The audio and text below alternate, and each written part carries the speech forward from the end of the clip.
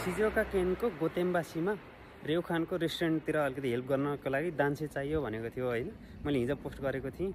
धेरैजनाले भिडियो हेर्नु भएको छ, धेरैजनाले तयास पनि गर्नुभएको छ, तर साँच्चै जान खोज्ने चाहिँ कोही पनि छैन हो। मेसेज मात्रै गर्ने हो सबैजनाले। मन्थली स्यालेरी पनि 22 मान छ, अनि त्यसपछि बोनस पनि छ, बस्नलाई रुम पनि छ हैन। भिजा सपोर्टहरू पनि हुन्छ, युकेहरू पनि आउँछ, सेसाइन भएर काम गर्ने हो, एन्सन जतिको भाषा भए हुन्छ भने यस्तो राम्रो क्युजिन आउँदा चाहिँ कोही पनि नजाने हो। अनि पछि चाहिँ खै तपाईँले चाहिँ क्युजिन नै हाल्नुहुन्न, चाइनिज खालको क्युजिन नै आउन्न भन्दै मेसेज गर्ने मात्रै हो। तुरुन्तै चाहिँ न्युसा गर्न सक्ने, यो गोल्डन विक नसकिँदै चाहिँ न्युसा गर्न सक्ने मान्छे भनेको छ।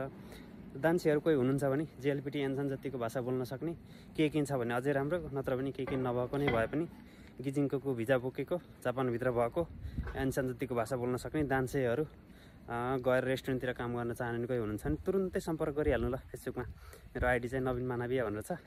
तुरुन्तै रेन्डर गर्नु, गोल्डन विक नसकिँदै न्युसा गर्नुपर्ने छ है त। भने गाइस मास